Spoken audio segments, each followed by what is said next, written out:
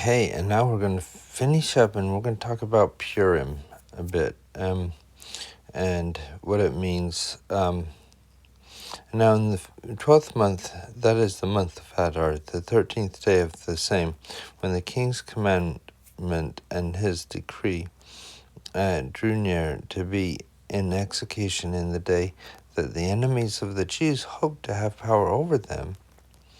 That's the important thing, have power over them. Though it was turned to the contrary, that the Jews had rule over them that hated them. So it seems like it was the same day. They just could defend themselves, and they defended themselves very well. And the Jews gathered themselves together in their cities throughout the provinces of the king Ahasuerus to lay hand on such as sought their hurt, and no man could withstand them, for fear of them fell upon all people, and all the rulers of the provinces, and lieutenants and deputies and officers of the king helped the Jews, because the fear of Mordecai fell upon them. Basically, they probably would have helped the other people if Haman was still in power, whether they agreed with him or not. And I think that's the same here, because they talk about fear a lot, but they're talking about his position that he has. For Mordecai was great in the king's house, and his fame went out throughout all the provinces. For this man Mordecai waxed greater and greater. Thus the Jews smote all their enemies with the stroke of the sword, and slaughter and destruction, and did what they would unto those that hate them. And in Shushan the palace the Jews slew and destroyed 500 men, and then they name a few other places. I'm not even going to try to pronounce them very well. Persidatha, Dolphin, and Aspha, and Protha, and Adlai, and Aridatha, and Parmezanath, sorry, I had to throw that, Parshatha, and Arisai, and Aridai, and Vishna, just to name a few places. And the 10 sons of Haman, the son of Hammedatha, the enemy of the Jews, slew they, but in the spoil laid they not their hand. So they didn't touch the stuff, they didn't take it all away, which was, I believe, in the decree they could do. But it's also in the decree that Haman had, that they could take the spoil away. And it's just interesting that the Jews did not take it away. On that day, the number of those that were slain in Shushan, the palace, was brought before the king. And the king said unto Esther the queen, the Jews have slain and destroyed 500 men in Shushan the palace, and the 10 sons of Haman. What have they done in the rest of the king's provinces? Now what is thy petition, and it shall be granted thee, or what is thy request further, and it shall be done. So now he's said that petition and request has been given. What, do you have anything else? And Esther said, if it please the king, let it be granted to the Jews which are in Shushan to do tomorrow, as also according to this day's decree, and that Haman's 10 sons be hanged upon the gallows. And the king commanded it so to be done. And the decree was given at Shushan, and they hanged Haman's 10 sons. For the Jews that were in Shushan gathered themselves together on the 14th day also of the month at Adar, and slew 300 men at Shushan. But on the prey they laid not their hands. But the other Jews that were in the king's provinces gathered themselves together and stood for their lives, and had rest from their enemies, and slew their foes, 70 and 5,000. But they laid not their hands on the prey. So that's a lot of people. On the 13th day of the month, Adar, and on the 14th day of this same rested they, and made it a day of fasting and gladness. But the Jews that were in Shushan assembled together on the 13th day thereof, and on the 14th thereof, and on the 15th day of the same they rested, and made it a day of feasting and gladness. Therefore the Jews of the village, this is setting up what Purim is about. I've never experienced it, so I wouldn't know how it was.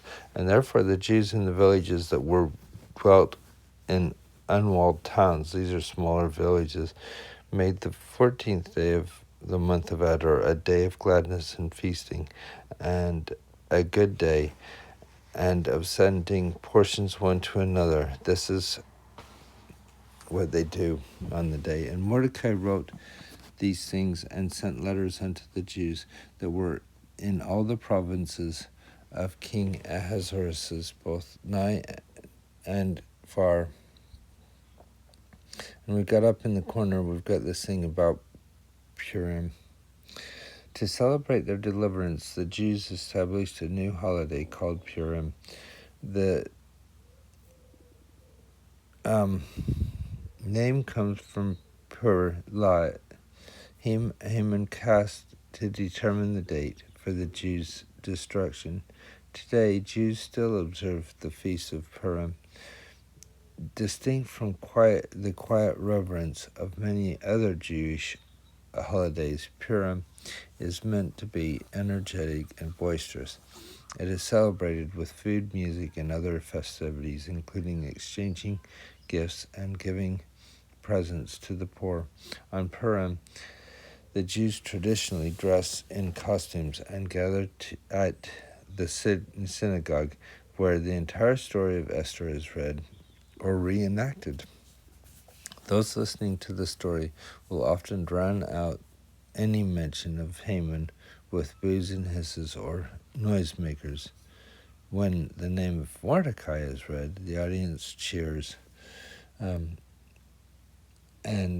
hence it sounds like we end up having the start of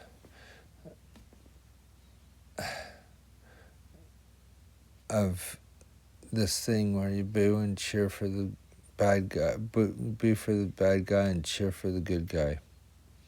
To establish this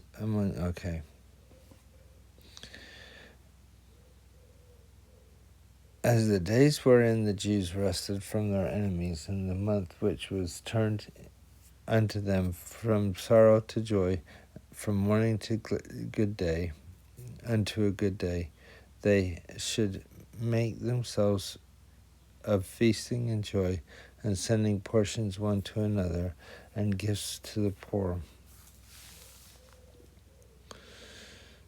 And the Jews undertook to do as they had begun, and Mordecai had written unto them, because Haman the son of Hammedatha the Agagite, the enemy of the Jews, had devised against the Jews to destroy them, and to cast Pur, which is the lot, to consume them and destroy them.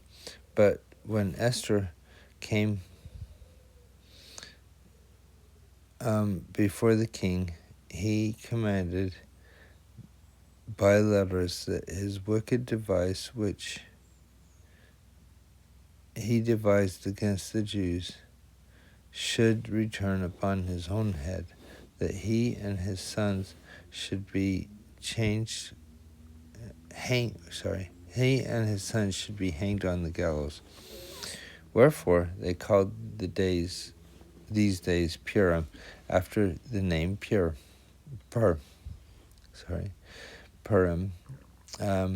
Therefore, for all the words of this letter and of that which they had seen concerning this matter, and which came unto them, the Jews ordained and took upon them, and upon their seed, and upon all such that joined themselves unto them.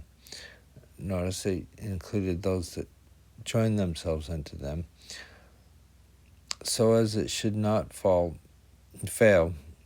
that they should keep these 2 days according to their writing and according to their appointed time every year. One thing to note here, I thought, when we go back to Nehemiah and Ezra, when they're building the temple and things, they would not let the Samaritans join in. However, it wasn't because they were the only that the Samaritans had other cultures blended in there. If you look here, there was people that joined themselves unto them. So it wasn't just, oh, you're the seed of Abraham alone. There's the chance of being adopted in there as they lived that way, as they worshiped that God, the God of Israel. Remember, it mentions that when Babylon attacks, or was it Assyria? When they're attacked is Babylon, and destroyed the northern kingdoms, that they took everybody away. This was Assyria took everybody away and replaced them with other people. Oh, it happened there. I don't know what happened there. And replaced them with the different people. And when they didn't seem to get along or understand the land, they brought some of the Israelites back. But they mixed in, and they not only worshipped Jehovah or God, they worshipped other gods as well. It wasn't the fact that there was a mix of people, but they weren't worshiping God as God, but as just another deity. That is offensive. And when they went to help build the temple, it wasn't because they just wanted to help build it to the one God that they've worshipped, but, well, we worshipped him as well as everybody else. And so here it's saying that people joined themselves with them, but they would have worshipped Jehovah. They would have worshipped the God of the Jews. And that is a big difference, God of Israel. And that these days should be remembered and kept through every generation, every family, every province, and every city, that the days of Purim should not fail from among the Jews, nor the memorial of them perish from their seed. So they kept this day so they could remember